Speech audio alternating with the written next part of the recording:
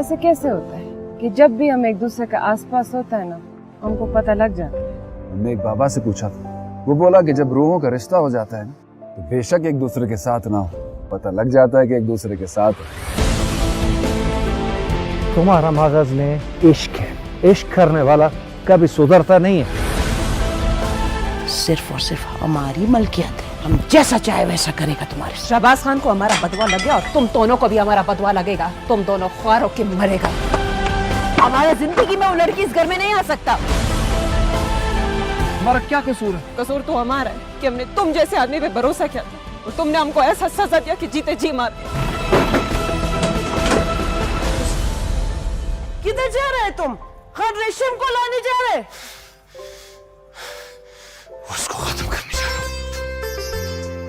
दीदन 13 अक्टूबर से हफ्ता शब 8 बजे सिर्फ A+ पर।